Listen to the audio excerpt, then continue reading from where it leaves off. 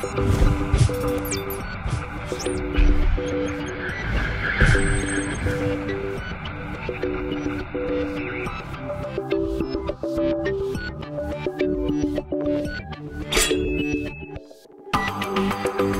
everybody, and welcome to episode number 42 of Final Boss TV, your WoW endgame rating show. My name is Adam K, aka Bay, and I will be your host this evening. Anna is moving, so I put together a little special community grab bag, fun sort of show for everybody, just so we would have a show keep going for you guys and to help you all through your weekend. And let's go around the table here. Let's see who is joining us today. We do have someone that you may have heard of. I think you might know who this is. He's kind of a big deal. I think my good friend Nobbel the Noble. Hello, sir. Good day to you, sir. When am I a big deal? When did this happen? Are you not a big deal? Are you not? Of course not. No? Just little old me. Little old you? Little old me. Well, I think you're a big deal. You're a big deal in my heart. Well, thank you, kind. All the bro love. Mm-hmm. And then joining us, the operations director of OpenRaid.org, we have Miss Darrie. Hello, Darrie. What's up, guys? Hey, chat room. How y'all doing? So now, real quick, what do you do for OpenRaid? What's the operations manager or director, as it is? You know, I do kind of a grab bag of stuff. I help plan events. I help keep track of all of the members and raiders participating on OpenRaid, kind of watching over the community. I'm kind of the OpenRaid mom. OpenRaid mom. I like it. It's pretty much it. I like it. I like it. Yes. That's totally good. That's awesome. Good. Yes. And then over here, sort of subbing in for Anna, even though I tell him that, but he's really not. My good friend Ryan, aka Brutall. Ryan? You kidder. No, I'm Brutall. I'm not Ryan. There he is. Let's be clear about that. You know, Bay, when you invited me back onto the show, I had to stop and I had to really consider, did I want to be back on Final Boss?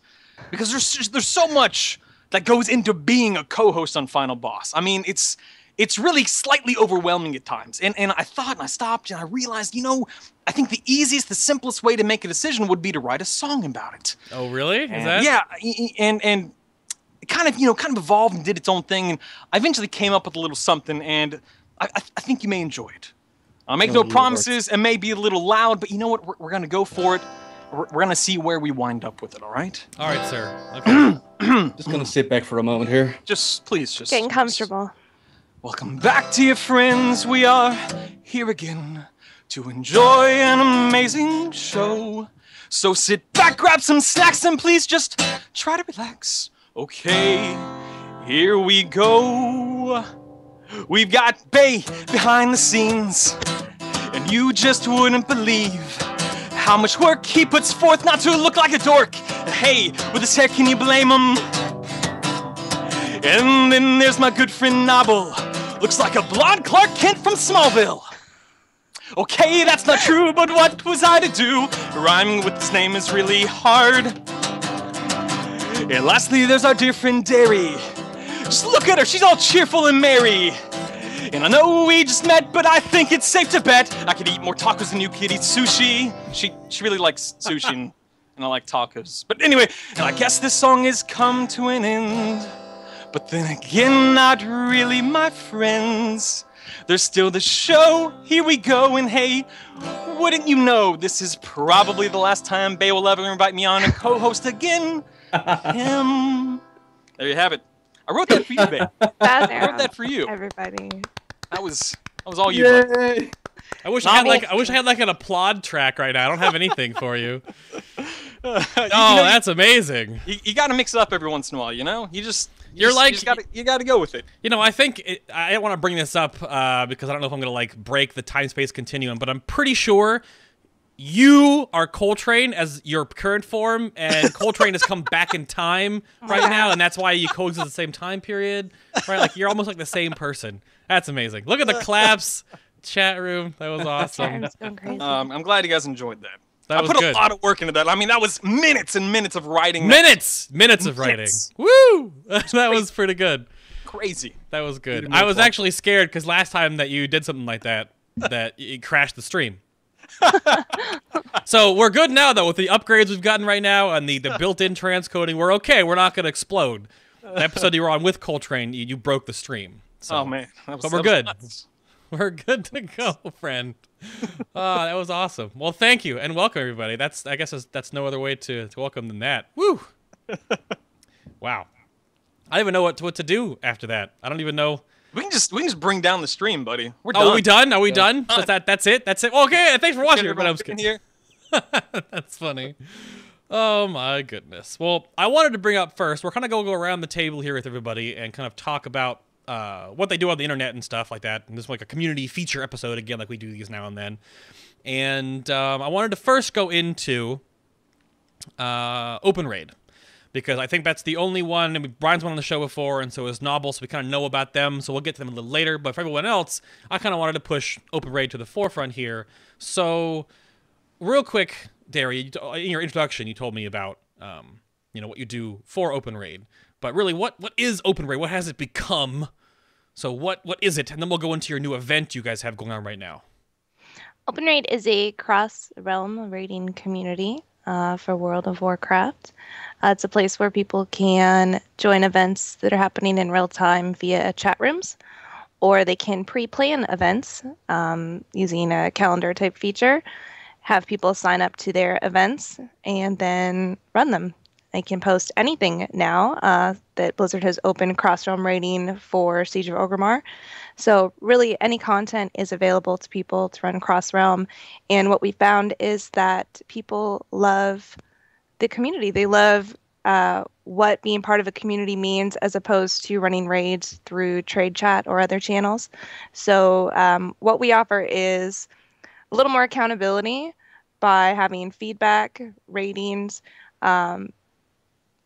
just basically being accountable to people that you run with, as opposed to strangers in just a normal pug.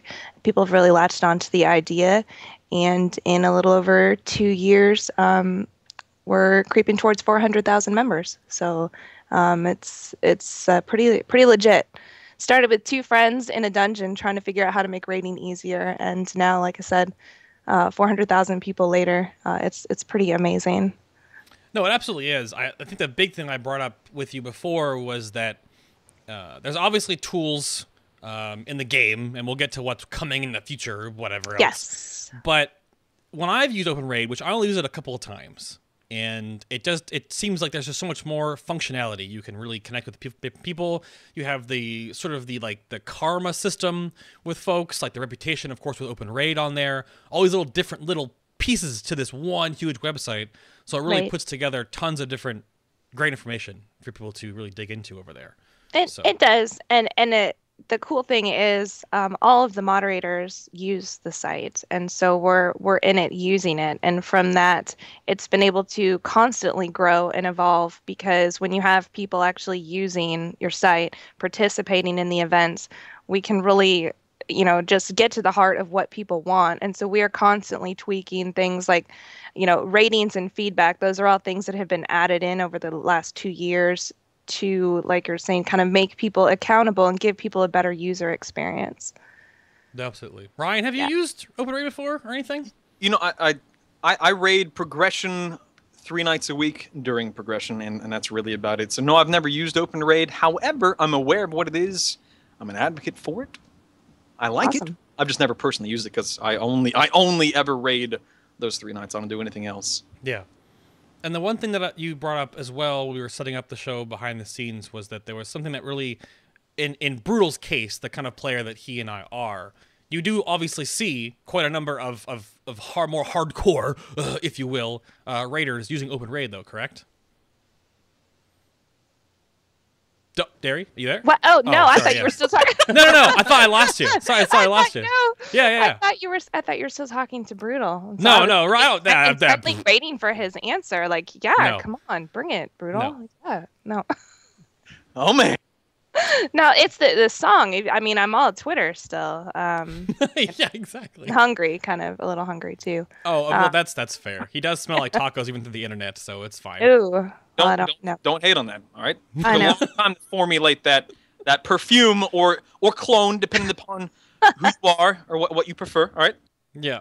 But no, what kind of like what you do see other like players like different styles of raiders do use? Oh, OpenRaid, definitely, though, right? definitely. There's people that use OpenRaid to go back and raid classic content for fun. There's people who use OpenRaid now to get heroic garage kills. I mean, you have literally every type. There's people who want to be progression level raiders who can't commit to guilds, you know, for whatever reason. Maybe they work third shift in the middle of the night, something like that. It's really difficult for them to find guilds.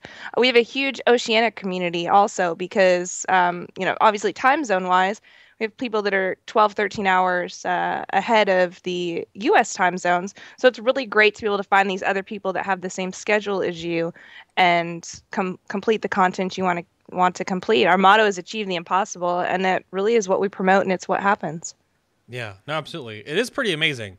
I think that there's definitely a lot of raiding to do in this game, and especially with the the difficulties that are coming, like the new way that are separating the difficulties out in Warlords. So, world bosses too. We actually that was one thing that took us by surprise a little bit. Not just raiding, but people who want to do celestials and the typical world bosses. It's really easy in real time to go into OpenRaid chat and grab people, you know, to do that. The legendary quest chains, we had a lot of people using OpenRaid to get those things done too. That actually is true. I don't know if you've ever done this, Ryan, before, when we were like forming up like to do the world boss stuff like randomly on alts or whatever. Have you ever had like the guys like, oh, just go in OpenRaid chat real quick, 5 more people? Because I've done that before. No, I mean, I haven't done a world boss since the very beginning of well, this. yeah. So I didn't see it back then, but maybe it's more available, more prevalent now. I'm not sure, but no, I've never experienced it myself. But we're talking like, you know, a year and a half or so ago, however long it's been. Yeah, that's a while. True. That's true. World bosses for you and I were like the first week or two, and then we like kind of forgot about them. Yeah, I don't even remember what they're called or where they are. Oh no, God. There's one that looks like a Shaw. Is there? Yeah, I think that's how it goes. That one Shaw guy. There's a Shaw, and then there's a giant, angry. There's a giant dinosaur, I think. That's about it. Yeah, Ryan. Okay. The other thing you have going right now, I guess, to highlight this as well, Darrie, is that right now you do have this. There it is. So you have Learn to Raid with OpenRaid, which right now you guys are in tier 14. But what is this whole big multi-month event?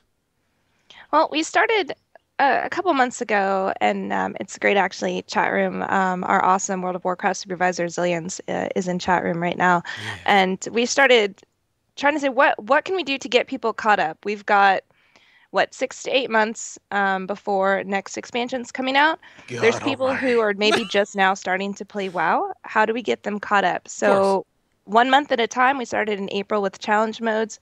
We have taken our staff raid leaders, other members of the community that have stepped up to post events that don't have really high requirements. That's one issue that is not just affected, you know, with OpenRaid. You know, even if you're looking for a group using OQ or trade chat, people want experience in order to get experience, and it's just the most frustrating thing most of the time. How are you supposed to get an achievement when people say that you need to have the achievement to join the group, right?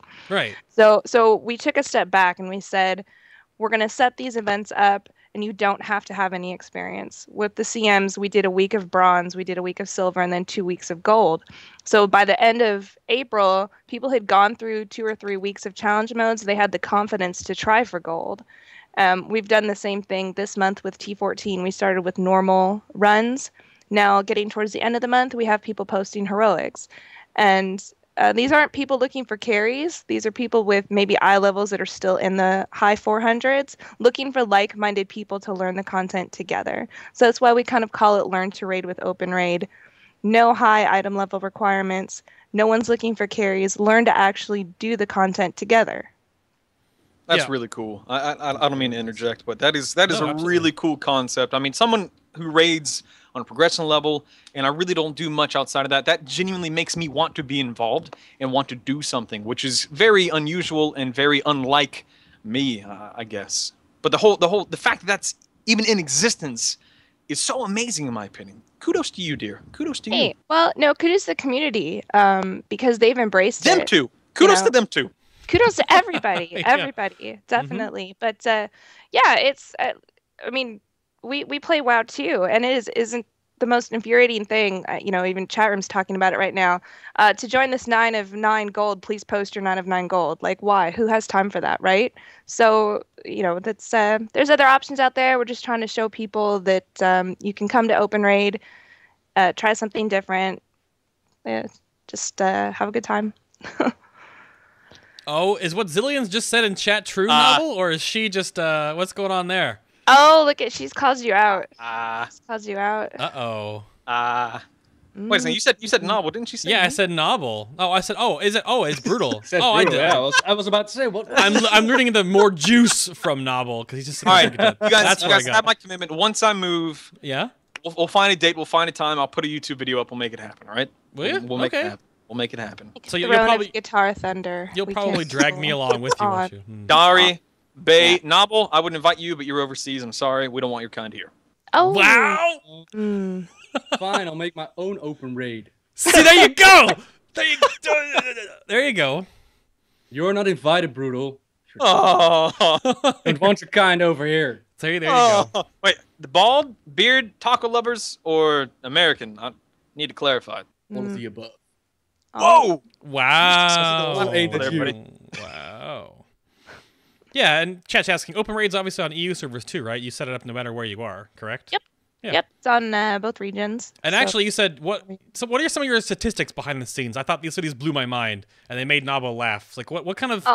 They did. The analytics are actually pretty crazy. It's one of the fun things I get to do is look at where open raiders are from, and the most represented country is the United States. The second in the world is actually Sweden. Shout out Sweden, IKEA. What's up? There it is. Yep. So yeah, but up in the top, the Netherlands, Australia, Canada. We've got players in Turkey. We have players. I mean, literally just all over the world. And yeah, so that's kind of one of the great things because these people are in different time zones everywhere. Maybe it's difficult for them to find groups, and they're able to connect with other people on their own schedule. So.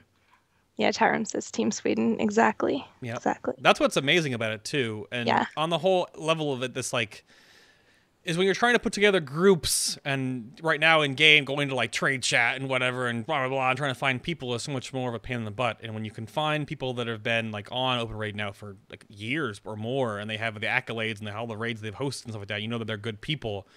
It really saves you a whole lot of time than going through bad eggs. It helps. Yeah, and of course there's bad eggs everywhere, but we have support system too, where if you do encounter somebody that ninjas a mount or acts like a total douche canoe, there is some repercussions. Yeah. So we really do try to keep the community as clean as possible. So that's awesome. Otherwise it would just turn into trade chat part 2. I was reading the rules. It's forbidden to sell or boost and stuff like that, right? It's true. It is true. You can't buy boosts on OpenRaid. You can't sell them. If you're caught doing that kind of stuff, it's no good for you. We ban you. Yeah. So no good at all. No, definitely. There's a lot of problems. You can't trade gold cross realm anyway. So half the people don't know that, and they come trying to buy. I mean, it's kind of foiled as it before it even gets off the ground, but. Yeah. But no, we do have rules. Yeah. No, that's awesome. And that brings it, I'll get your first question in here. Again, this show was basically built on tons of different viewer questions. We have a whole bunch for every single guest on here. So if you're like, why is Nobbel not talking? Don't worry about it. It'll be fine. It's plenty of show. He's got plenty of show to talk about. So there's much to come. First question comes in over here from Jack on, there's the new way I bring up questions. Super fun. Jack on US killed Jaden, and I said, Darrie, I really like OpenRaid, but I'm afraid it will not survive Warlords with the new looking for group in-game feature. So what is OpenRaid going to do? It's a good question, and I've actually watched probably a dozen people ask it in the chat room right now also, so I don't know if you're in here, Jack, but OpenRaid has a competitor that most of you guys know about. Is an add-on that offers real-time looking for group while you're logged into the WoW client. That has been around as long as OpenRaid, and like I said, we're creeping on 400,000 community members right now. So what I'm trying to say is we're not worried about it. This is two different things. Okay. There's people who want to find groups in real time and just stuff out and not really worried about the accountability factor. There's people who want to actually be part of a community, who want to pre-plan a month's worth of events, post them, and wait for people to sign up. Right, exactly. So, I mean, it's two different things. So are we worried? We're not. We actually have a lot of support from Blizzard, because people keep playing because of OpenRaid. We give people things to do. So there's no competition at all. Whereas I think there has been, some documented issues with the add-on. So I think that we're safe. I really see no concern at all. And we wish people well. We know that so many people use both, and that's fine. We have moderators that use both. Yeah. So, it's just two totally different things. So we're not really worried at all about that. Yeah, I don't think you have to yeah. be. Like you went over before, it's just like it's a different type of community on both. Some people want to click a button and get into a raid group, and then like if that serves their needs, wonderful. And if that's integrated into World of Warcraft as like a baseline feature, sure, okay. Yeah. But there's no community behind it. There's no like everything else on this website isn't in that part of the game. Yeah, I mean, there's people who want to be able to do something right now, exactly, because they've just logged on and they didn't have time to pre-plan. And there's others, like you said, that want everything organized and scheduled out and things like that. So, right, of course. Yeah, I think it's gonna be great. It's not a matter of one is people, we see it all the time, which is better, OpenRaid or OQ. I don't even think you can actually answer that fairly. They're totally different. Yeah. It's just two totally different things. That's apples and oranges, ladies and gentlemen. It is. They both are great for depending on what your play style is and what you want out of raid scheduling. So awesome. Absolutely. Oh my gosh, you have to ask someone else a question now. I've been like... No, it's totally okay. The next question... Yeah, Ryan, bring up the... Darrie show. Yeah, it's the Darrie show. This is the Darrie show. You don't have to worry about it. Ryan, bring up question 2 here for Mr. Nobbel. Mr. Nobbel. Oh boy, yes. So, Nobbel, there are people out there, myself included, people want to know, whatever happened to the Well of Eternity? Where is it? What's going on with it, man? So people like you want to know. Do you even know what the Well of Eternity is? Me? Mm-hmm. Let's not turn this question around, all right? The people demand an answer from you. Well, hold on. Right. I'll answer that question in just a minute. Go ahead. Google it. That's To what I WoW always Wiki. do. Yeah, so, Nobbel, so where is it? Does it still have power? And do you think Queen Jara will use it to bring back Le Burning Legion? So what happened to the Well of Eternity? For those that don't know, way back when the Titans created Azeroth, you had the Night Elf Kingdom with the Well of Eternity. That blew up because Queen Azara tried to summon the Burning Legion into our world. And Malfurion, Illidan, Tyrande, a whole bunch of Night Elves, they were like, nope, we don't want that to happen. We're going to stop you. And by doing so, the Well of Eternity imploded, and this created the Maelstrom. If there's any power left, and that's the question, it should be in that Maelstrom that's on the map, that little swirly thingy. If you dive into Deepholm, that's where the portal is. That's the question. If there's still power left, that's where it should be. But according to some sources where mages draw their powers from, it's from like Well of Eternity magic that's gone into the atmosphere all over Azeroth. That's where they can draw their powers from. So it's just a question, is it still there? Huh. Can Azara still use it? Maybe. There are plenty of ways. I mean, she has an old god backing her up, so if she really wanted to, she could summon Sargeras. But don't forget that Azara used to be a beautiful night elf queen, and now she's a naga fish because of trying to summon Sargeras into our world. Right, yeah. Would she try it a second time? I personally doubt it. But that's up for speculation. I mean, only Blizzard can tell you what they're going to do with the story.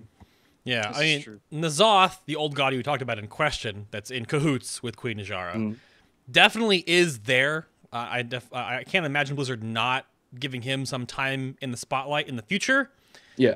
But he and that whole the whole Well of Eternity Queen Azara thing is just sort of so muddled now with everything else happening. I really wonder what they're gonna do, and they'll have to really kind of figure that all out. I'm not sure. I'm not sure if going back in time with Doc is helping us. I mean, what? No, I'm just kidding. Don't start with going back in time, please. Yeah, Don't I know. start there. So let's not get you on that rant. So, But I mean, it's waiting for us, and Azara and Azaf are waiting, but we also have the Burning Legion. And yeah, like I said, we'll have to see what Blizzard is going to do with it. I hope that we're going to see it. I hope the Azaf Azara expansion with pirate classes and pirate ships and open sea battles, Tel Aviv, the island of the magical bananas. I hope so. the island of the magical bananas. Bananas. Yeah, man, Tel Aviv. Oh, yes. That is true. That is true. And Coltrats, of course. Jaina Proudmore's Yeah, Colt- there you kingdom go. where she came from. Mm-hmm. Now, Nobbel, as you were saying all that, I was recalling from memory, of course, that there are two, or at least there is a second Well of Eternity now, right? The first one was destroyed, the Maelstrom, right? Is that correct? Yeah. Yes, I knew that. I just wanted to clarify that. You're just brushing up on your Trivial Pursuit Yes. knowledge, just kind of getting all in there. Absolutely. We got the second one coming up. I'm got to be on top of this. Got to be on top of that. Yeah, that. Oh, God. Yeah, and that, What have I done? And that second well was created by the High Elves. They, like Right. Illidan, he dipped his hands in the Well of Eternity, picked up a bottle of vials. One of those vials was taken by the High Elves, and they made the Sun Well. And that's the second Well of Eternity. Oh, yes. Mm-hmm. But good lore there, Brutal. Good lore, man. I knew that. I did. I know, was- I know you did. Did you do I that was on right? top of Yeah. it. Yeah, I was on top of that one.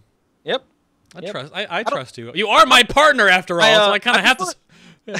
I prefer not to talk about lore that much in front of Nobbel. I don't want to shame him, so Oh. I try to keep it. Next Trivial Try to Pursuit, keep it- Brutal. Bring it. Uh huh. Bring it. I guess We're while gonna we're see. on that topic right now, I don't have the graphic pulled up. I should have felt, I should have done more ahead of time. But if you don't know beforehand, we had 2 rounds of WoW Trivial Pursuit.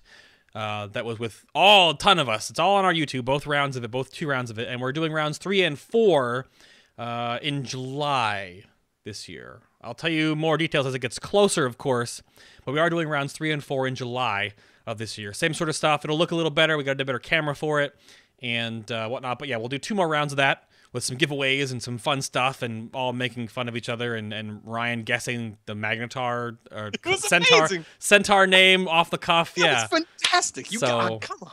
Yeah, we'll do that in July. You guys looking forward to, guys, and to know about what's coming up, just get us on Facebook or Twitter so you know what's coming up in the future. But all right, next little bit of mumbo jumbo here is I actually forgot to ask you for this graphic, Ryan, but you have a little event coming up, sir. I do. You- It is a community event. You see, there are some of us on this show right now that have well over 100,000 YouTube subscribers. I'm not pointing fingers at Nobbel or anyone, but nevertheless. Then there are some of us on this show today that have almost 2,000 YouTube subscribers.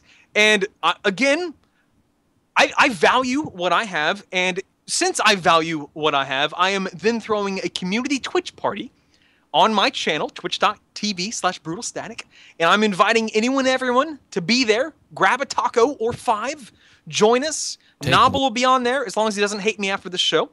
Bay will be there. I think Elvine may be joining us, and who knows who else will crop up or show up there. And it's just a good time to hang out, have fun, answer some questions, and eat and enjoy some tacos together as a community.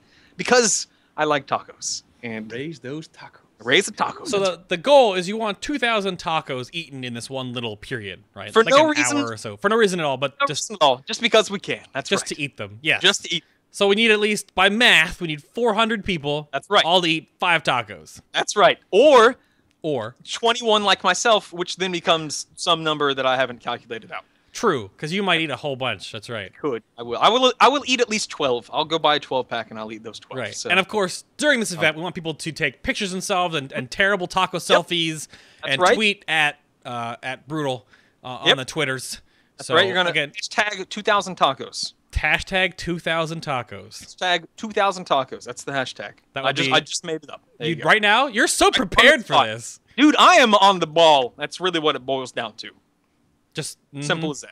That is pretty Imagination, simple. man. So How did you ever come up with twitch.tv/brutalstatic 2,000 tacos. Yep. His information is, of course, on his Oh. YouTube. What? June 7th. I might want to say the date. That would be Oh, is it actually set in stone June 7th? Saturday, June 7th, 4 p.m. Eastern. That becomes sometime over in Europe. and Does it Australia. because There we have it. It does. So June 7th. June 7th. Hashtag 2000 tacos. Hashtag 2000 tacos. Be there. Grab a few tacos, maybe a friend, and tweet us some pictures. It'll be great. That'll be fun. Absolutely. Yep. Now, since you don't actually have Taco Bell in right. the Netherlands, Nobbel, are you going to be making your own? Hell yeah. Do you think I could put you on the spot here and have you like record and then vlog the creation process? Can do. That would be pretty amazing. You want to see my kitchen become a mess and then burn tacos out of there and then Yes! suddenly go to the supermarket and actually buy the tacos that I'm Who gonna doesn't eat? want to Sure. see that? Sure. That would be amazing. I Let's would do that. tune in. You would tune in? I Yeah? would tune in for that. There you yeah. go. Watch a whole bunch of nerds eat a bunch of tacos. That would be great. Hashtag Taco Crush. Ooh. I like it. Alrighty. Another question over here comes in, actually rather pertinent, I believe. Comes in on the Twitters from Keldaric. And that is, of course, to Brutall. What is your preference when it comes to taco shells?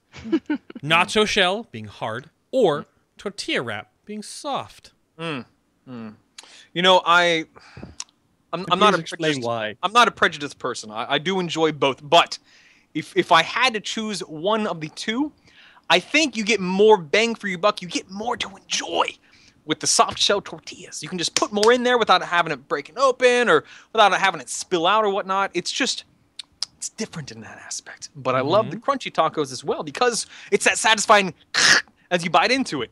It's just you can't go wrong. It tastes amazing. It's so good. Personally, I prefer the cheesy gordita crunch to where you get both. Amen to that, brother. That's really my preference. Same here, right there. But Yep. but I would take Yep. a soft over crunchy if a gun was pointed to my head, which I Okay. hope is never the situation. That would be terrible. Although I would enjoy my last meal. We need the why not both girl right about now. We do. The taco girl, the Yeah. why not both? Absolutely. Why am I not prepared for Why this not show? both? Yeah. Yeah. What about you, Darrie? Do you go with nacho or soft shell tacos? I go with soft shell, but I See, do there you go. like both. But Mm-hmm. yeah, And which ones are you gonna make for the vlog thing, Nobbel? What you gonna make? Well, I think I'm gonna go for the soft shell, man. See, Nice and oh my full goodness. with good meat. I mean, the tacos, those hard ones are nice, but you just can't put enough in there. no, It's just I simple as agree. that. I agree. There it is. So, alrighty. Question's been answered. Now we know. Question answered. Thanks, Keldaric. That's pretty Good I just info. need taco hour. I mean, Warcraft is boring. Let's, Oh, taco well. time. For Then real? should I not ask the next question then? Nah, Oh. man. We'll throw caution to the wind. We'll throw okay. Well, that's fair. So, next question comes in from Villianara, which I had to make sure I pronounced right, which probably didn't do it in the first place anyway. But on Argent Dawn EU asks, what or who do you think will be the final boss of Warlords of Draenor? I see what you did there. Oh, you did. That Oh. was pretty good. So, the final boss of Warlords of Draenor. Now, we'll go around the table here to see who, because everyone here has a different perspective on this game. Ryan and I are pretty similar, but he's bald and I'm not, so I don't know what he thinks. This is true. So, Darrie, what do you think? Who or what or whom final boss of Warlords of Draenor go? Sargeras. Sargeras, yeah? Yes. Sorry, I don't speak well. Yes. You don't that speak- him, the big guy. Really? Final answer? Yes. Okay. We're putting money down on this right now, right? We got a Yeah, bookie. I know. I have not Thanks read for the betting. book or anything yet, so I mean, I have no idea. We got a bookie in the Yeah. background taking bets and stuff. Okay. All right. I'm going to go with. It has to be dragon oriented. I really want to Don't you go dare steal my something. answer. What, Nobbel? Don't you dare steal my answer now. Well, this is my answer. We could be all on the same team with this, but I'm pretty sure it's bronze dragon oriented. I really want to say it's. I really don't want to say it's not going to be Mosrond. We already defeated him, but I don't know. I really got that it's dragon wise. It's gonna be dragon wise. Bronze dragons,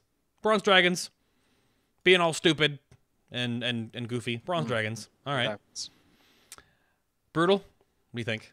Well, you know, I am a lore nut. Of I course. love knowing things about Warcraft outside of raiding. I mean, you ask me, I'm on the ball. with that being said, I'm I don't know. No. Wow. What I am going to go with, however, I'm going to say I believe it will be the guy who released Garrosh. Who that? We didn't know who that is though, do we? Kairos. Who, what? Kairos Dormu. Kairos Dormu, yes. Who's that? The Bronze Dragon. I'm going with him. That's the guy who released Final him. answer. Done. Going with him. All right. Glad Nobbel's here. I mean, I'm glad Yeah. I could set you up to know that answer and answer it in front of everyone, Nobbel. Yeah, see, there you go. You're welcome. Now, who do you think, Nobbel? Who do you think's going to be the final boss? Just FYI for everybody out there in the chat, we had this discussion before the show, and now these two guys over there, they're like, yeah, we know the answer. We know it. No, but that's not. Yes, that's said exactly nothing what of happened. the sort. I've listened to War Crimes. I sort I of have know said where it's nothing going. of the sort. Ryan just rides my coattails. I did carry him in Viva Pursuit, so. Hey, that was a team effort. That's fair. But yeah, right now I would put my money on Kairos Dormu, because if you want to stop an Iron Horde from invading your reality, then you want to take out the guy with the power and the will to make these portals and connections. That just seems logical. Wait, If it's not... I'm sorry. Did you just answer with the same answer that I answered with? Yeah, I did. That's why I said Okay. you stole my answer. Yeah. Okay, I'm just making sure. Okay, I'm done. But some are like, at BlizzCon somebody asked like, who's going to be the final boss? And they reacted with Grom Hellscream. I don't see that happening. Garrosh Hellscream, my prediction is going to go down like his father. Like he's going to sacrifice himself for the greater good, going to clean up his own mess. Everybody's going to be like, oh, he was not so bad guy after all. That's how that's going to happen. And Sargeras, I think they're going to keep him for a Warcraft 4. I think he's too powerful. We might see a cameo, but I think he's too powerful to pitch against us. He's like the uber evil together with Old God. So I don't Do you think see there's us going to sticking be down. backlash then? If there were 2 expansions that ended with dragon bosses, do you think people would get a little fussy with that? Well, are you counting Halion as the end of an expansion? No, Because, Deathwing. okay. No. Deathwing. Yeah, definitely. That's fine. If you go with time travel, I mean, you can go, say that you have a raid encounter and this time travel dragon starts to summoning bosses from the past. But instead of the real ones that we know, these are special bosses with whole new mechanics. Like an Arthas who did turn evil, but not Lich King evil. He became Demon Hunter Arthas, and you have to face him. Or, what was he called? Muruzand. We still have to deal with him at some point. So, Right. they could take it. Yeah, I think it could be an awesome battle. And it would be a second dragon kill, that's for sure. But you could take it so many directions. You don't have to actually sit on his back and kill all those flame thingies and then smack him in the mouth and all that good stuff. Yeah, that's true. I mean, people bringing up if we kill Kairos Dormu in Draenor, won't we be stuck? But I'm pretty sure Chromium could get us out of that mess. Something like that. I would Yeah. imagine that Chromium could probably help us out of that whole thing. Yeah, I don't know. I don't have a problem with like end tier bosses of expansions being dragons because it's sort of they're really intertwined in the Warcraft world. I just hope that after the first tier of tier 17 in Warlords, we're not just killing orcs for everything. Orc. So many orcs, man. Oh man, so many orcs. Whoa. I think we can get enough of them in the first tier. Orcs and ogres and stuff. We'll see. We're gonna face ogres. Yeah, you can count on that one. Oh yeah, High Maul. High Maul, definitely. We're gonna face Shrekkies. Yeah, we're gonna face what? Shrekkies, green ogres. Trekkies? Trekkies. Shreks. Trekkies? Shrekkies. Oh, Shrek. Okay. Yes. Shrekkies. Just making sure. Shrekkies. Hashtag Shrekkies. Get that trending on Twitter. There you go. Facing bosses. Wow. Okay. And I guess swinging back around here to kind of Warcrafty rating comments. So, Brutal, bring us up to the just a quick thought here. What do we think? Bring us up on this next one. Well, so we know now that about a week ago they announced that there are nerfs coming into place with the item level upgrades for Siege of Orgrimmar. Siege of Orgrimmar has been out for 8 some odd months at this point in time, if I'm not mistaken. The question now, and I'll direct this one back to you, Bay. I want to know your opinion on this because we actually haven't really talked about this. Nope. Is this better? Is having 8 more item levels that we can upgrade with Valor better than nerfing bosses directly, or maybe adding a blanket buff to all of the zone? I mean, what are your thoughts as a progression raider on this? Well, I mean, for me, when I went around and did all this crazy stuff before, and I've rated every tier since the dawn of time in this game, I always felt like the boss nerfing was probably the softer touch. The blanket buffs to you, like ICC, the Ice Crown buff that got better and better and better, or the Dragon Soul one that got better and better and better, or the Sunwell one that nerfed the bosses like as a blanket. Right. Those felt like little like the nerf switch. It was like, and they were hard, and now they're no, they're not. The difference with the eye level upgrade stuff, not only do we have something to do with Valor now for the next couple of months, and Timeless Coins, because you can turn Timeless Coins into Valor. Which, by the way, I'll finally go to the island. You'll finally go? I'm excited. I think I went there once for my Legendary Cloak, I think. But you've never gone since? Let's move on, shall we? You're such a bad person. Let's move on. But no, I'm totally with. I think it'd be fun. I think the 400k baseline DPS will definitely become a thing, because after you get all of the upgrades, it's going to be a huge raid DPS increase for everybody. Oh, absolutely. I can't even imagine. No, I mean, that's the thing. Across the board, 20 to 25 people, depending upon who's been doing it, whether you have trials in or alts in that week, whatever, it doesn't really matter. Your 8 item levels may not seem like a lot when you stop and think about it, but when you actually stop and think about it, it's huge. That's a lot of additional DPS, healing, mitigation, or whatever the case may be. And I do agree with you. I think it's much easier to swallow this pill than it is to see, like you said, that switch. Just to see a blanket buff or just a nerf to a direct boss. Because it's not going to be an instantaneous, oh, geez, steamroll everything now. It's really good, I think, for a lot of guilds that are still progressing, which there are still a lot of guilds out there doing that.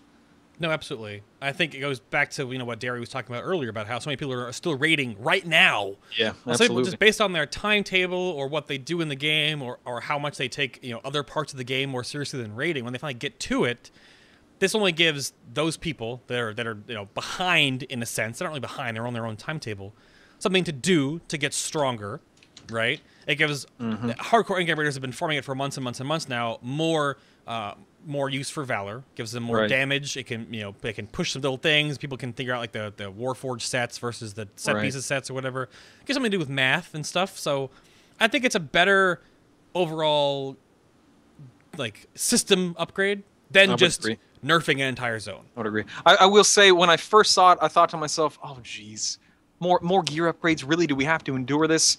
But I was looking at it from a very selfish and a very narrow perspective from someone who's been done for months like you have, Bay. Right. But for a lot of people out there, like we've been saying, that are still raiding, I think it's a good thing. I do. It gives them something, like you said, to use their Valor on, and it just gives them a little bit more to reach for and achieve. And it makes things a little bit easier, too, which is good for them. It's a smart move on Blizzard's part as well, because it buys them time. They don't have to feel that pressure to keep releasing new content to give endgame raiders something to do. It's all there. They just have to go out and keep repeating the same content, but still be able to upgrade their gear. Yeah. Now, do you, Darrie, with OpenRaid, do you guys really kind of pay attention to raids being sort of properly put into a certain eye level, like bucket? So people, again, I guess because you have the guidelines, people aren't trying to find people that are like almost carrying them in a sense, right? Like, do you think like what are you guys gonna like look at when the eye level stuff does change, when the whole like ceiling raises up? How does that work for you guys? How it works is that people are able to create raids and set their own limits. So in theory, somebody could be that guy that everyone hates that makes a normal siege run and requires 560 item level. We all know that guy. We don't like him. But we give you that chance. Now, what I was saying before more is our staff members that try to post raids that don't have these obnoxious item level requirements. But what this is going to mean is that I think you'll have people wanting to raid that content longer, and they're going to be forced to take people that are a little bit less item level. And so maybe in the long run, this will be good to the casual raiding community. I think at first, though, I think there'll be some squealing over it at first. But in the long term, I think it'll force people to look a little lower in order to achieve their own goals of raising their item level. Yeah. I think there's so much more. It is a grind if you want to look at just numbers and whatever, but still, it is right now, for anyone that has been raiding for a long time, you log on for your 4 or 5 hours, and then you don't log back in again. Yeah, absolutely. Yeah. That's exactly what I'm experiencing right now. And I wish it wasn't that way, but And I make a joke about I don't know what challenge modes are or Brawler's Guild is because I've never done it. But realistically speaking, yeah, I don't. But I mean, even if I had, at this point, for someone like me, I'm not speaking for the community. Again, I'm only speaking for me. There's really not much else to do in the game right now. No. I can only level alts so long. I can only raid Siege of Orgrimmar so much across my characters. It's just not enticing to me. Right. Yeah. Right. And this has no effect on you at all, though, Nobbel, right? Nothing at all.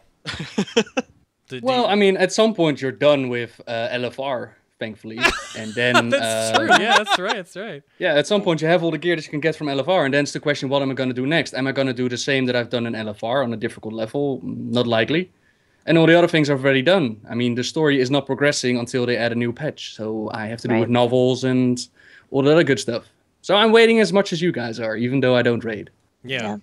No, LFR itself is kind of an interesting point too, because they're removing tier from LFR in the next expansion. So you're going to have people wondering why should I LFR at all? And I can't answer that. I wouldn't. I mean, it's a toxic, nasty experience. So people are going to be going right into flex or normal modes. And I think flex is going to be the new LFR. I hate that, but I think it will be. Well, a toxic environment kind of depends on when you run it and why you do it. And with who you do it, you can make a group and you can go to LFR. Yeah. But yeah, it's pushing people from LFR to flex raiding. And they're going to bring LFR to what I imagined LFR to be there for in the first place. A tourist mode to see the content. Everybody's available. But if you want a set bonus, go. It'll be Valor farming. I mean, you're still going to have your people that are there farming Valor points, but it's not going to be used as much for gearing up purposes anymore.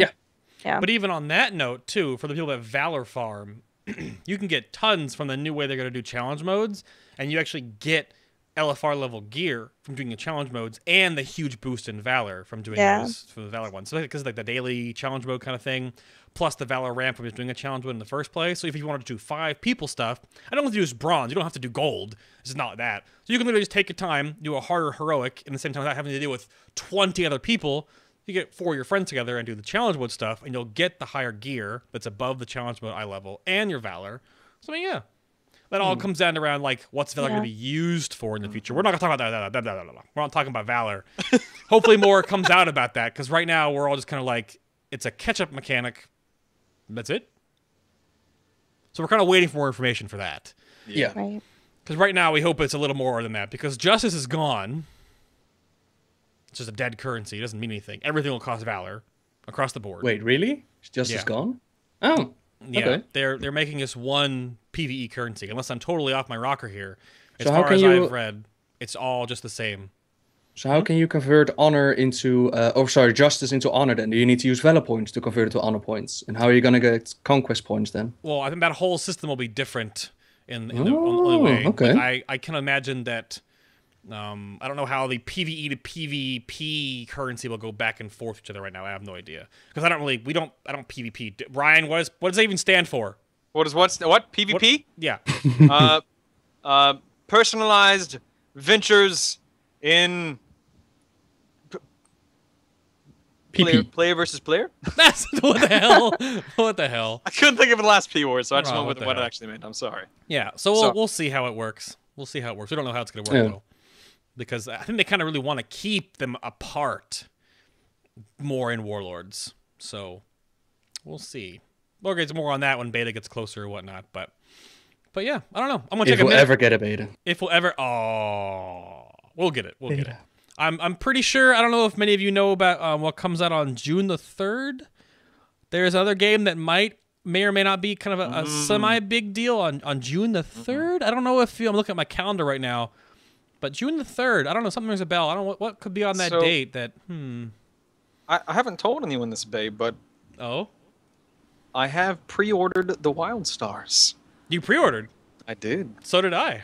I know. So Like I'll be 2 months joining. Well, I just did it because. Yeah. I mean, Yeah, hey, Wildstar comes out June 3rd. Not to derail this whole conversation, but this is just a fun episode because there's only Siege of Orgrimmar to do. Well, I want to raid in a different game. I want to see what it'll be like. And my circular logic is that I wonder if it would improve my WoW skill because of how the game WildStar works, because it's so movement-oriented. We'll see. It is. It's dramatically different. It really is. We'll see. We will see. Then there goes chat catching up with the delay about WildStar. Yep. Yeah. WildStar, yuck. WildStar, yay! Yeah. All right, well, I'm going to take a couple of minutes here and tell you guys about some other people's and, of course, our spotlights on the show today, that if you might not know about them. And, of course, one of our awesome folks that we do work together with behind the scenes here. Of course, all of our links right down below, even though the artwork sometimes, like, mishmashes and moves around where I want to put the buttons. But everything's down there. All our buttons are down there. But, first off, CenturyTotem.com is an amazing website put together by Tickle Totem that is a PvE focus but has a PvE sub-community to it that is basically written and contributed by different people in the WoW community. There's different staff that are counted as experts where you can actually submit your character to be audited. This will be especially important in the future here when you... Oh, look who's that. When the Warlords stuff does happen, they have a whole bunch of columns written by really great players from the community that go up all the time. Now, right, we have the Balance Druid First Impressions by Sios. We also had a huge, awesome Ret Paladin introduced thing over here by Bear. And if you really want to dig into all the different classes, it's all right here. The audited stuff is also there as well. You can get your damage meters, get your armories up there, and then one of the experts will help you out. But how it works, here's a Mistweaver stuff over here by Mist. Like, I mean, come on now. There's tons of awesome things over here at Sentry Totem. You can go check them out. Lots of great streamers. Brutall links up there. We both work together with them to do awesome stuff. So just bookmark Sentry Totem. Check it out when more stuff comes up. Follow them on the social medias. Read some of their awesome articles and things. Additionally, our guest on the show here, we have Nobbel. His YouTube page is Nobbel87, where he does lore videos, are his bread and butter, but he also does some Let's Plays. He's been leveling in World of Warcraft now with Miss Fury W. You're on part 20 right now, Nobbel. How long? What level are you guys right now, by the way? 85. 85. We just inked 85 yesterday, yeah. We've got about 20, 30 episodes to go. That many more? What? Wow. We're going all year, baby. All year and into the next year. That's amazing. That's really cool. But you also play Legend of Zelda right there. You're doing Majora's Mask right now. You just finished Ocarina of Time not too long ago, correct? Yep, and soon we're going to do Twilight Princess. And Twilight Princess. Very nice. But you go check out if you want questions. If you have questions, he does Q&A videos as well, which he has his Ask FM link linked in those. But his big bread and butter, again, is the stories of lore. He just did his big war crimes review. Where is it? Right there. And breakdown. You have Terran Zoos right there. You got Archimon. You got Anvina. You got... Where are the other ones? You got the Q&A he does. Tons and tons of videos. I'm going to just load a couple more screens. I mean, if you're hankering for Warcraft lore, I'm just going to...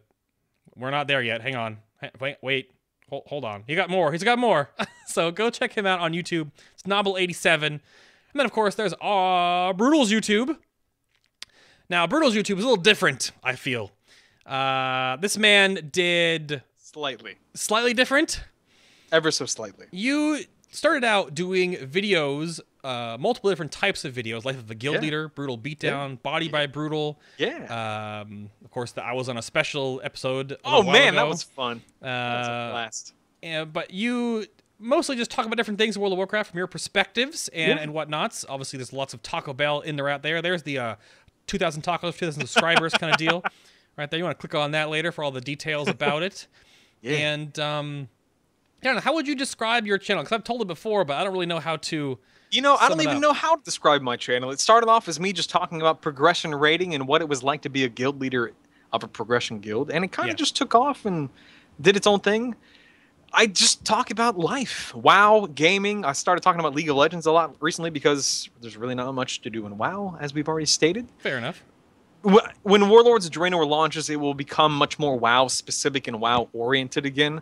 But until then, you kind of got to keep producing content and talk about what you enjoy. And what I enjoy is gaming and living life and just enjoying it for what it is. So my wife has actually started doing some of her own videos. Those are the pink ones that you see up on the screen there. Yep. She talks about gaming and what it's like to be a wife of a guild leader, so she's adorable. There's just a lot of cool things and fun things that we do with our channel, and it's just meant to be exactly that, just fun. Yep. And it's all perspective based, mostly. There's a lot of tacos involved too, though. Lots of tacos. So you can go check him out on YouTube. It's Brutall with 2 L's right there on your screen. Brutall Static. That's his YouTube page. And I would recommend watching the Brutall Project, just throwing that out there. Of course, we did talk about OpenRaid, which is openraid.org. Now, it does reconnect you to openraid.us for your region, right, Darrie? Is that an automatic thing? It does. Right. They all go to the same basic site, openraid.org.eu.us. They're all pretty interchangeable. Mm-hmm. But that's where you can find, and if you haven't made an account yet on OpenRaid, you might as well go over there and do that and start tracking your progression and find some events and whatnot coming up here. Their month stuff right now, they're in Tier 14. They'll be doing Tier 15 after that, and then Tier 16 to follow. So if you do want to catch up on alts or your other characters or just have some fun, do some raids with awesome people, go check that out at OpenRaid. And of course, there's our YouTube. We have lots and lots and lots of classes we've done. We're almost done, honestly. We have 1 revisit left and then 1 final episode, which will all come around full circle because we started with it and we're going to end with it.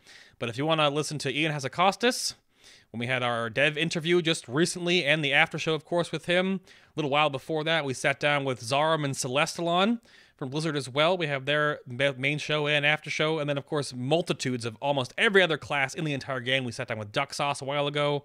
We just revisited Holy Priests and Dispriests with Drevka and Draco. We got DPS warriors. We got, of course, the WoW Trivial Pursuit.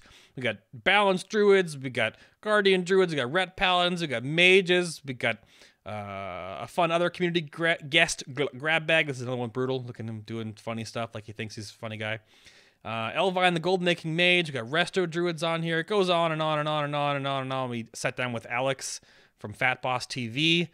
So if you guys want to catch up on some more Final Boss, you can go do that over there on our page. And then some sad news. On our website, we do have our donation page, which right now you can obviously subscribe to our channel, which I really appreciate. All of the money we get from donations or, of course, from Twitch TV will go to future events, planning stuff at BlizzCon. Actually, you heard it here first. I am planning on trying to do stuff at PAX, both East and West, as soon as this year. So all of that stuff does help us create these kind of events and do these things, connect with people. I mean, WoW is kind of at PAX, but no other conventions but other than BlizzCon and that. So I felt we should do all 3 of those, and they're really spaced out over the year. It'd be a lot of fun to connect with you guys. Maybe have a table, have cool stuff, but we'll do that in the future. And that's what all these stuff goes to. But back to the donation page. We have customized crew t-shirts on our donation page. All the information is right there when you click on this little button. But those are going away literally after this show, because we are going to be opening up a Designed by Humans apparel store. And they will be handling all of our shirts and stuff in the future. It'll be shirts and sweatshirts and hoodies and art prints and phone cases. But the wristbands, if you donate to our show, will still be there. So doing the wristbands, I got so many of them. I'll also handle that. But doing customized t-shirts is really, really rough, personally. But if you do want to snag one or have put in for one, those are going out by the end of this month, and they'll be cut off. So we do appreciate anyone that does donate to us. Helps us out a lot. The show upgrades for not only myself, but also my awesome co-host Anafielle have all been from you guys. Really, really awesome. I can't imagine. It's only been like not even a year yet. I wouldn't even imagine we'd be here this time, but it's amazing, guys. Thank you very much. Everyone that has subscribed or has donated or wants to in the future. You guys are amazing. But anyway, that's enough of me yammer-yammering. Let's bring on some more questions. Questions. I'll bring up question 5 real quick, and then you can take 6. Let's Ryan. do this. So question 5 comes in. We bring up the page. Question 5 comes in from Dark Star Uzi on Twitter. Looking back at Mists of Pandaria, what are your personal highlights and lowlights? We'll go around the board here real quick. There's a second part to this, but I didn't make a card for it because it's too long. So, Darrie, let's start with you first, actually, because you have a different side of this game than either of the other 3 of us do. So, highlights and lowlights of Mists of Pandaria for you. Go. Highlights and lowlights. For me, personally, this was the first expansion where I was not able to raid consistently. So that, to me, was just a personal lowlight. Just did not have time anymore, unfortunately. But a highlight of it was actually seeing a resurgence there for a while in the subscription numbers. People were coming back to WoW. Right. You know, the demise of WoW was obviously exaggerated. People did come back. People were enjoying the content. People were excited to be back playing the game. So that that made me happy, even though I couldn't enjoy the content as much as I wanted to. I think there were a lot of people that came back to the game or started the game for the first time and really found it to be a big step up after what was to some people a disappointing expansion with Cataclysm. A little bit. Yeah, a little bit. Yeah. Sounds good to me. Good stuff. And let's go. Who wants it next? I want to go with Nobbel next.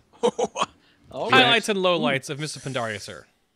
Highlights would be for me cinematics in nearly every zone. Cinematics that, like the Rolf Gate, that got me interested into the lore in the first place. Now they added it to every single zone with huge storylines in the Valley of the Four Winds where two zones come together to face off against the Demented and they push them back off the wall.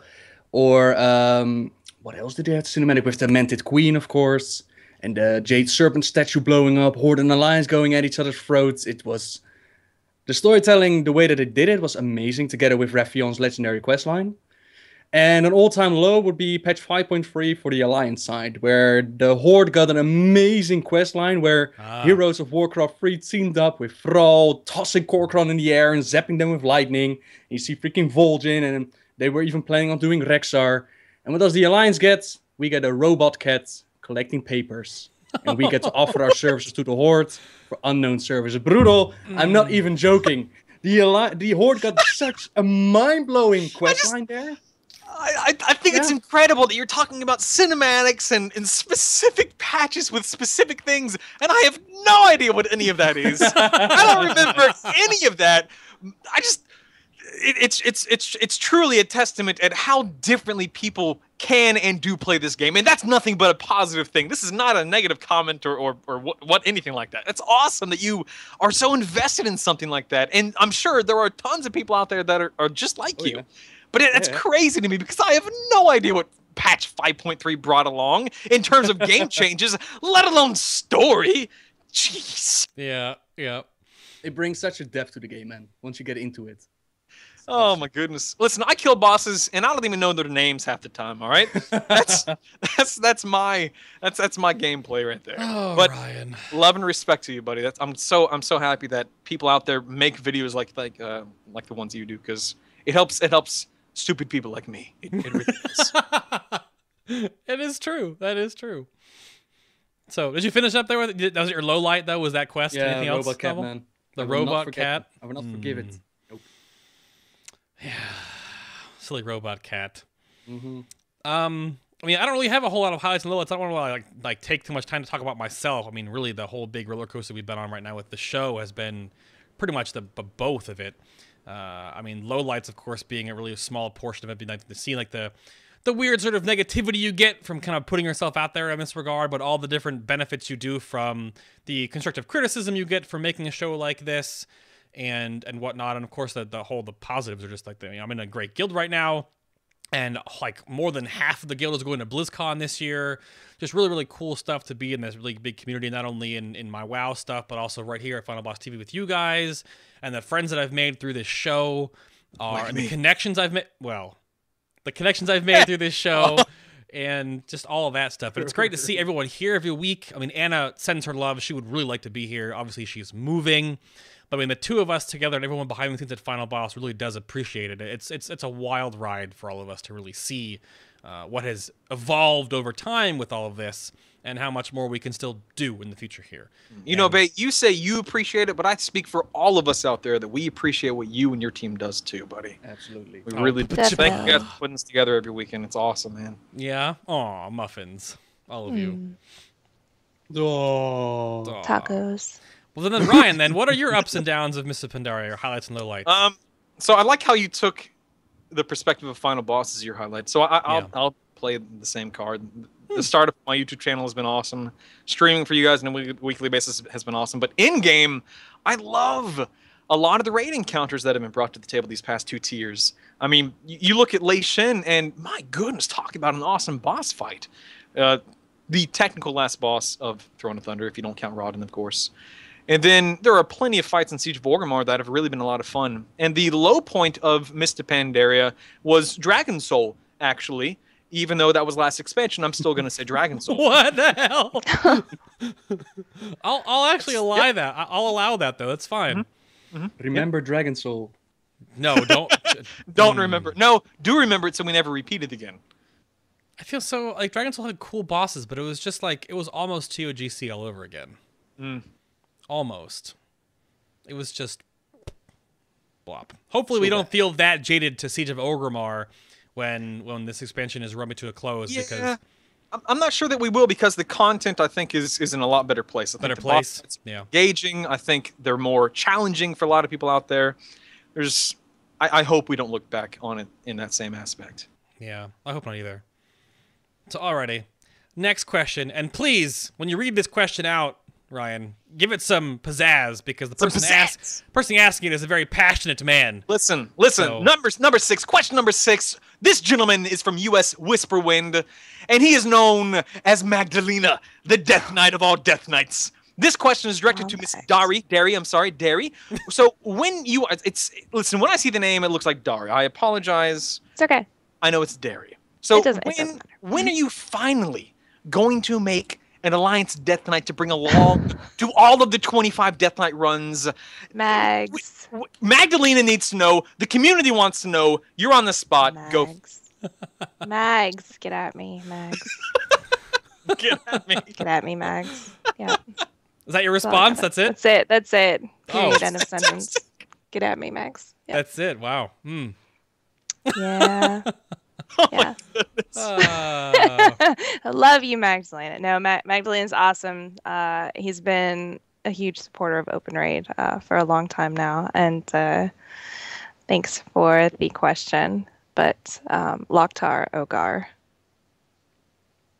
Oh my. For the hurt. The shots were just fired in their native tongue, even. Wow. Yeah. Yeah. All right. Yeah. How do we move on from that? I don't know. I'm just going to bring up this next point. So this one was sort of a general point that we kind of amalgamated throughout everyone that's on the show today, because we all sort of different branches, all this good knowledge comes together to one point. And then Darrie suggested it too, is that what can new players, not necessarily new, but what can players and new players do to prepare for Warlords of Draenor, right? And that can go for multiple different facets here. So I want to throw this over, of course, to Darrie first. So what key points that players should have for like the rating side of things? What do you think new players need or should know before coming back in for Warlords? I think new players or people that, maybe a little more casual, they need to check out sites like Ask Mr. Robot, sites that are going to be preparing you for huge changes as far as gear and itemization. If you've been out of things for a while or you're just brand new to it, things have changed a lot. There's going to be a lot to learn, a lot to relearn. As always, with every expansion, talents are changing. You need to know ahead of time what they're going to be. People start making guides, and all this information is going to be just flooded into the internet as soon as the beta is out, and really even the alpha, because tech alpha is the new beta. Right, of course. It seems these days. So yeah, I mean, just do your research. I think that's what people want, is just to be able to say, I've done this, I've read the guides, I've watched some of the videos, because there's not much more you can do. Until the content is released, but just do some research ahead of time and have a positive attitude. Definitely don't go into it expecting to be carried or expecting other people to teach you the content. Step up and be that person that's willing to teach others. Yeah. On that note, I'm about to ding 60 tonight on my new baby Prot Warrior on my Horde side with my first Horde character ever. I know, you don't believe it. Oh god. But and then I'm gonna boost it to 90 with the free boost I did from pre-ordering Draenor or upgrading already. And I was sitting there the other day when I was leveling. I'm a couple levels away from 60, then I'll just bump up. But I was like, what the hell do I do at 90? Because we've got the scenarios to upgrade you, the TOT free epics, all the scenarios with that. You've got the Timeless Isle. You have got to catch up in eye level for all the different, the marks of all the different difficulties in the raids, right? You got the legendary quest chain, which is now easier now, thankfully. You have scenarios to do in the first place if you're gonna do them anyway. All these different like ways and outside things to gear, and then of course I have no idea how to play a Prot Warrior. Let's be real here. Listen, I So, can teach you. can you teach me? I got you, man. I got So you. even for me, who's been playing since Beta 4 of World of Warcraft, making a brand new character into Mists, there is kind of like an information overload of catch-up mechanics, things to do, things to check out, scenarios to do, places to go, like all this different stuff. So it kind of overwhelming. A little overwhelming, especially if you're playing a new class too. So... Well, if you're looking to go into endgame PvE, then it's really just timeless I'll hit LFR. Yeah, that's what it is. I have a whole bank full of it too. But then, like for like someone that doesn't know the game like throughs, like I do, even that still to me, it's so much stuff. All of a sudden, like opens up to at 90. If you haven't been doing it each patch as it goes along. So, Yeah. Okay. Yeah. Yeah, absolutely. For the story side, before we come back around to Ryan on this, Proving Grounds 2. Oh my goodness, that's right. I have to do Proving Grounds. I'll have to see if I'm a good panda tank. Oh my goodness. No, but what do you think for story-wise? People to catch up on. For completely new players, you got some research to do. But say that you stop playing at the end of Mr. Pandaria, you want to know how to catch up on all those loose ends.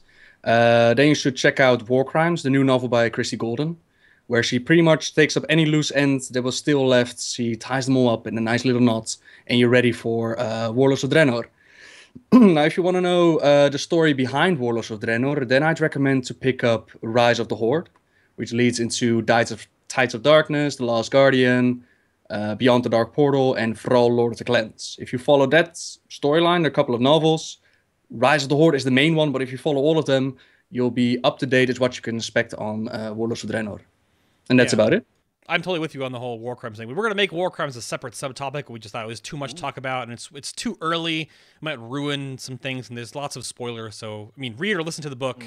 That's the best way to do it, because she really ties up lots of different little subplots. It's honestly like it's like Game of Thrones in World of Warcraft. There are so many stories in War Crimes that really help you catch up to where the game is from a story perspective. Absolutely. I demand trial by combat. Well, yeah, there's that too. So, what about from a rating standpoint, without my whole ranting, Ryan? Like, what would you say to new players? I really think Darrie did a good job bringing up the fact that there's so much information. You can go to so many different websites that outline what you can do to be prepared leading up to, and what you can even expect when Warlords launches and goes live sometime in 2016. It's really... What? No, CenturyTotem.com, Ask Mr. Robot. I mean, you have the opportunity to meet up with people in game on a website like OpenRaid. I mean, nothing is really held back right now. There's no reason why you can't get up to speed. There's no reason why you can't be the best player you've ever been before, because the opportunity to learn is out there and it's available. Really, I'm just going to stop talking there. I think she did a really good job outlining it, and I don't want to really impact that in a negative way by continuing to talk. I mean, not to like toot our own horns here, but honestly, outside of the class episodes that Final Boss has done, based on the one if you're going to play a new character, all the lore videos that Nobbel has done that'll catch you up on all the different characters in World of Warcraft, and then obviously the resource that OpenRaid has to you to get you into raids and be part of a really positive influenced community to catch you up to all of these things and to be there with you to hold to hold hands and sing Kumbaya when you take all the raids down without having any to worry about like the really toxic players and like the random stuff that could happen and ruining your experience. There's OpenRaid for that. And then if you want a beard talking to you about how it's like to be a guild leader, so you don't have to worry about all that crap with a hint of taco, you can go with Brutall's content. And that's I think all this sort of like, I would say the Triforce, but there's 4 of us. So that wouldn't work very well. The Quad Force, as it were. The Quad Force. Yeah, I think really good points for all of our content to help new players out. But again, at that point, there's still a lot out there, so it takes a little time. Don't be overwhelmed. Small bites. So, next question. Not when you're eating 21 tacos in 17 minutes. No, it's not, dude. Godspeed to you, friend. So I will bring this question up myself because Ryan can ask question 8. This comes in from Mads3NTV. Hopefully I'm saying his name right. Why can't it be Madsen? Madsen? It could be Madsen 3D. Madsen. He's got that special 3 that's supposed to be an E, but it's not because it's a 3. Is he special like that, you think? I don't know. Or could be his company or something. I have no idea. Could be. It comes into Nobbel. Which of the novels or comics have been your favorite to read? For the novels, I used to say Thrall Lord of the Clans, which was my all-time favorite, but War Crimes pretty much knocked it out of the park. So these days I would say War Crimes, but I'm still holding off. I'm putting those both on the same place because I still need to reread War Crimes a couple of times before we can really say that. So yeah, either those two. And favorite comic, overall, I'm pretty disappointed by the comics. They're not that great, but if I had to recommend one of them, it would be the Ashbringer. That one is pretty damn awesome. The Ashbringer? Yeah. Okay. Mm-hmm. The Ashbringer. Yep. You know, Bay, I actually have a couple of favorite novels and comics. Do tell. Do you? Yeah, it's in fact, I think they're easily found at youtube.com/nobbel87. They're outlined quite well there. Yeah. Yeah. They're kind of like I know what you're talking about. They're kind of like animated comics, I guess, like with a narration on them and like moving pictures and stuff. Yeah, it's like they're read to me, you know. It's rather interesting. No reading required. Just sit back. Exactly. Just sit back. Yeah. Relax. No big deal. It's good stuff. That's good stuff. true. I got you on that one. Okay. So, I'm sorry. Is there any more to that question, Bay? I don't think so, really, unless Darrie wanted to chime in on what kind of stuff that she's liked in the outside Warcraft world. Have you partaken in such things? I have read some of the novels. Definitely, my wealth of knowledge is not even close to novels, so I'll probably pass just so that I don't end up sounding like an ignorant fool. But I've enjoyed the books. I think that they're very enjoyable. I've actually enjoyed the Diablo books quite a bit, and I'm not a Diablo player, so I think that there's a lot of good fiction out there related to the Blizzard games that maybe just take a chance and give them a read. That's good stuff. Starting with Diablo, actually, which one would you recommend for the Diablo novels? Wow, Nizzy, you put me on the spot. Oh no. The ones that Richard Knack wrote, just like with Warcraft, though I think Christy Golden does almost all of the ones now, doesn't she? For WoW, but a few years ago, Richard Knack was writing fiction also, and his works were my favorite. So really, Yeah. Okay. You don't hear that one too often. Most of the people don't really like Knack's work. Yeah, maybe it's the flip flop. Like he's better in the Diablo universe than I don't know. Okay, that's possible. Who knows? Yeah. Actually, it sounds terrible. It's like heresy on this show, but I've actually read, I think, all but the newest StarCraft novel, and I really like those. Those are fun. Those are really interesting. Fun. Sci-fi, reading sci-fi books, really fun. I actually own a couple of them. They're somewhere behind my booty, but yeah, they're good. They're good. I like them. I mean, I think I just like the Blizzard universes as a whole. So it's just fun to read the other stuff behind the scenes because the worlds in the books are very different than they are in the game. Absolutely. Yeah. So yeah. All right, Ryan. Question 8. This comes in from Seldaric. I believe it's how you pronounce his name, from Twitter. So Seldaric, if you're out there, thanks, buddy. We appreciate the question. This question is actually directed to a Mr. Bay himself. And Bay, Seldaric wants to know, when you started doing this show, did you expect it to grow this much or as much as it has? Did you expect it to be as awesome as it is and to have such fantastic guests and the occasional co-host every once in a while and for it to be as recognized as amazing as it is today?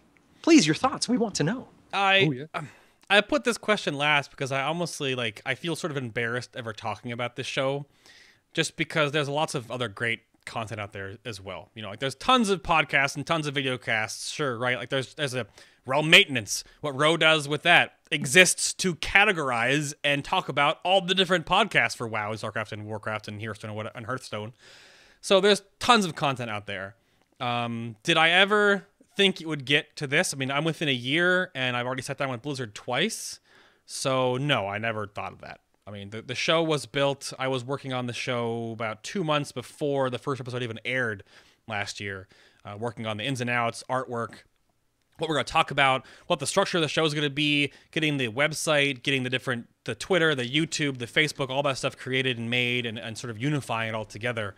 So there's a whole lot that goes into behind the scenes, and I knew going into it that I wanted to stay away from like just copy and pasting Warcraft assets or whatever. Right. That's why everything that you see on Final Boss is very unique to us. There's obviously like the Firelord logo right here. It's still Ragnaros's face, but it's our own work, right? Everything on all the artwork is made by my best friend, Francis Leonaka. All their information is, of course, on our Facebook, our actual website on FinalBoss.tv.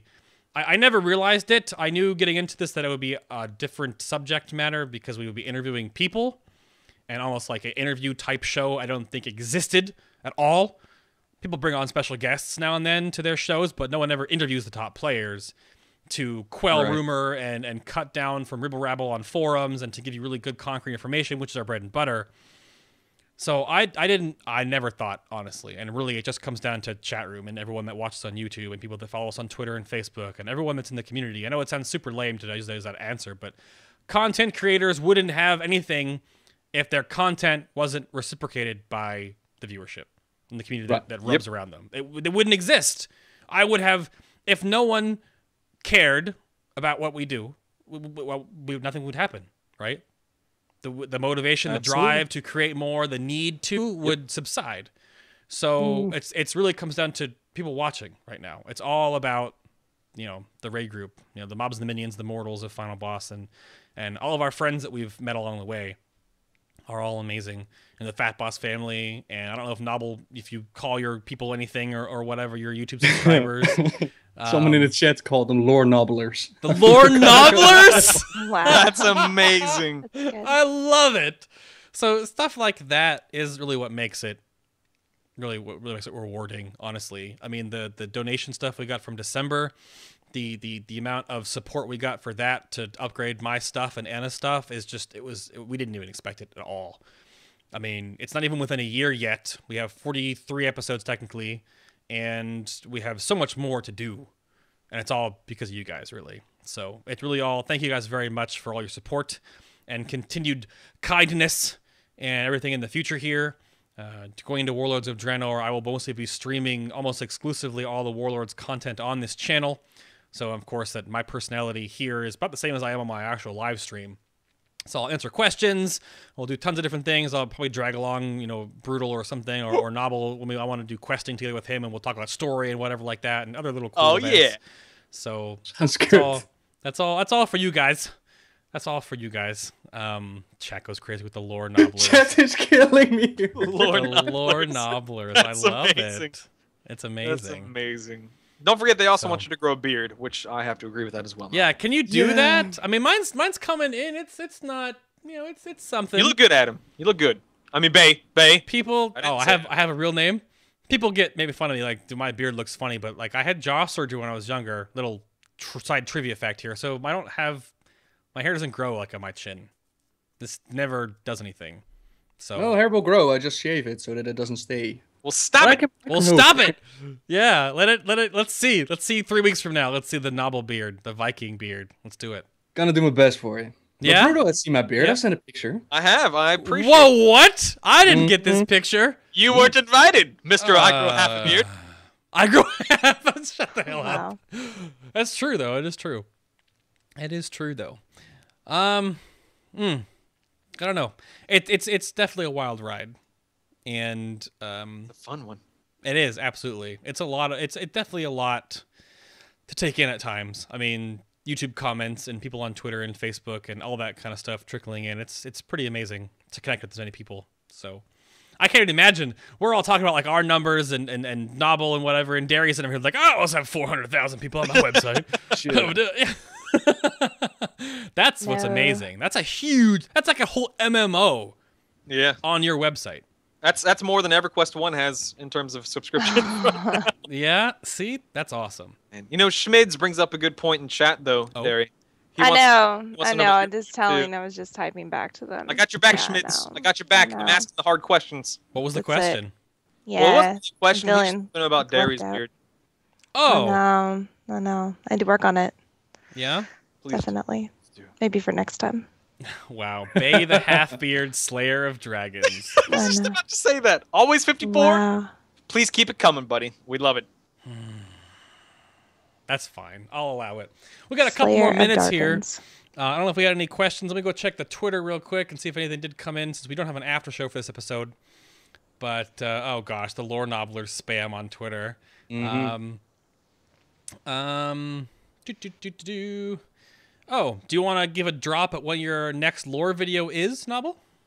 The one that's going to be released in 30 minutes is going to be a Q&A, where I answer viewer questions. And the next one, not sure yet. I was thinking Falstead Wildhammer lore video, but not sure yet.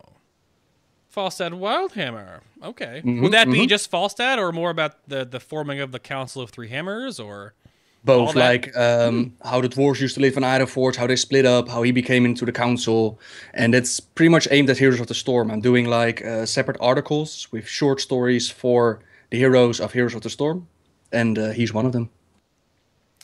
Man, Keldaric brings in all these questions. So many good ones. This is just kind of a weird. There's no spoilers involved in this, really, because we all know it's in game. Nobbel, how do you feel about Thrall, or now mostly Goel, having not gotten punished enough for making Garrosh war chief? Or do you think that his inner demons are enough punishment? Well, this has actually been discussed on Twitter. Like, did they allow Thrall to step away from it a little bit too easy? And I gotta agree. Not to give any spoilers, but in the novel they charge Garrosh with a crime that Thrall's also guilty of. And in my opinion, yeah, I mean, the guy did save the world. I mean, he left Garrosh as war chief for a reason. He killed Deathwing. But on the other hand, there were other options. He could have made Vol'jin the war chief. But as Thrall himself said, he can't see the future, so sometimes you make mistakes. So, yeah, what do you want to do? I mean, we can't take Thrall's head off. He needs to play in the next expansion. So, yeah. Oh, is that all it is? That's the reason why? Yeah, you can't throw him in jail for it. Yeah. Man, the whole trial concept on itself is pretty silly in Azeroth, if you ask me. But still, yeah, that's the question that you're going to raise. I mean, if you put Garrosh on trial, what about the others? I mean, Varian nearly killed Moira. He nearly took out the queen of Ironforge.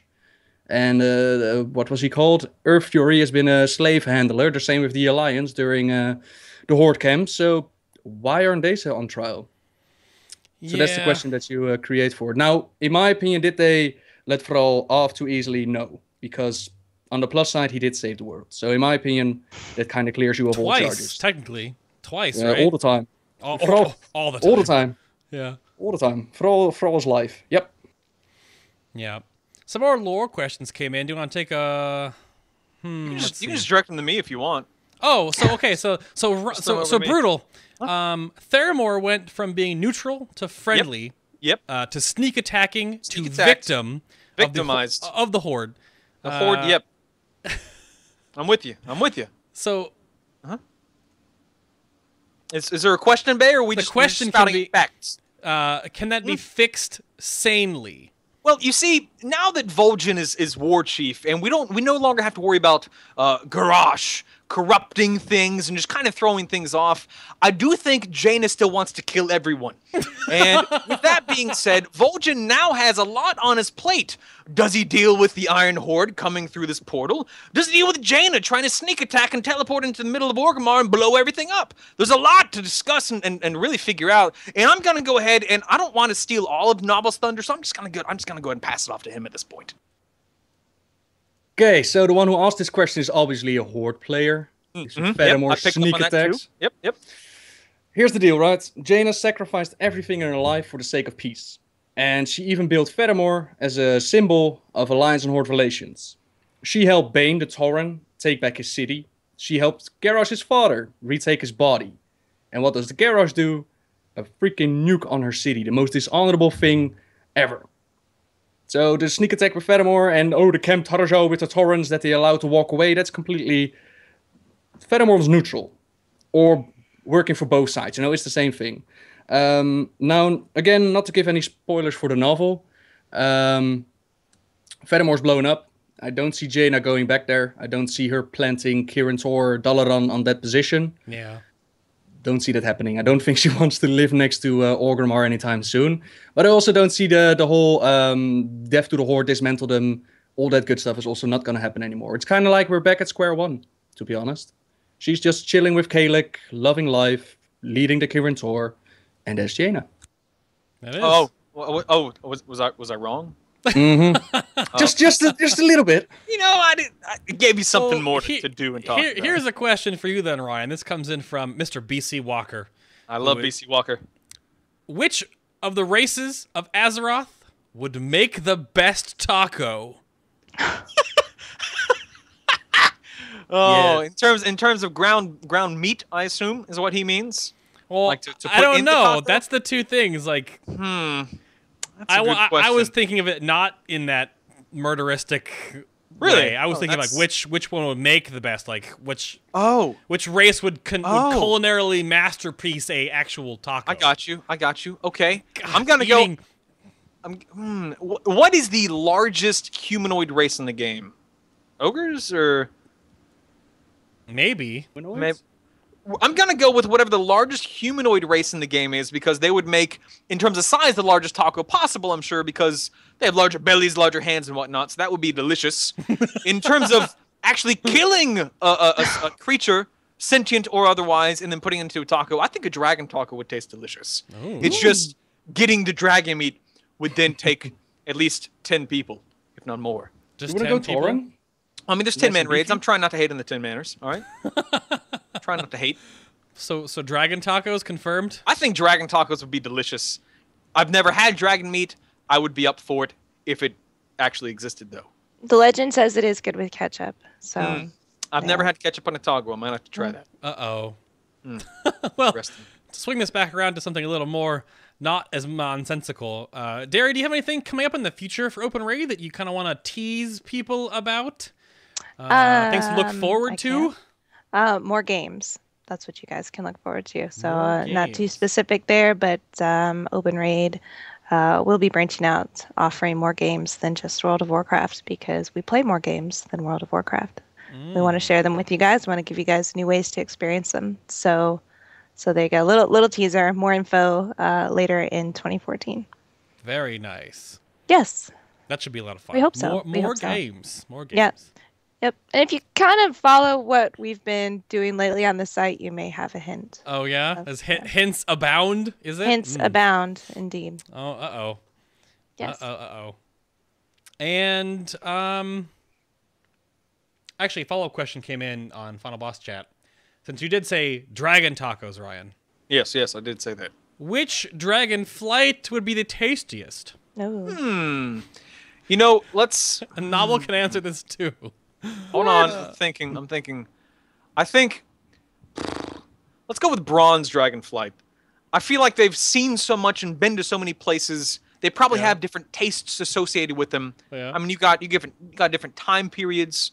Surely you don't know how old it is. Doesn't matter. It's still living. Just cook it up and it'll be good. It'll kill all the germs. I don't know. It'll kill all the germs. You don't have to worry about it. No. Don't have to worry about it. I think it'd be delicious, personally. Do you have an opinion, Nobbel?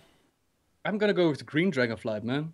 That's been sleeping for 10,000 years. That's gotta be juicy. It's gotta be relaxed.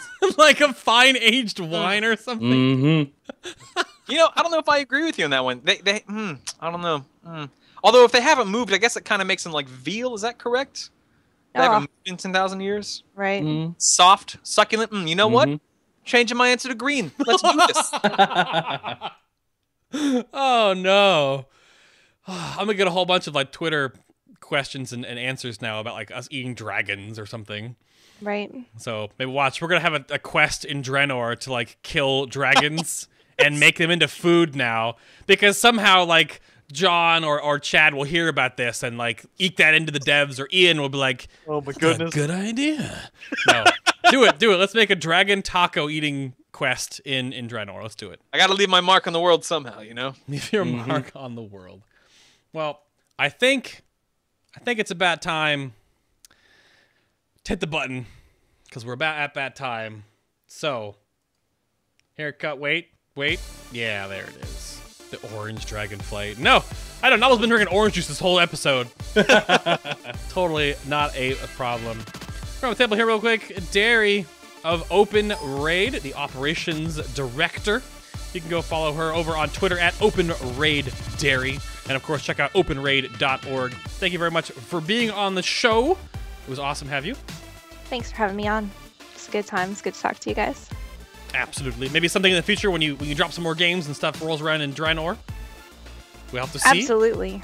Absolutely, and we hope to have you guys come and join us on OpenRaid. We'll do something fun soon, maybe involving dragon tacos.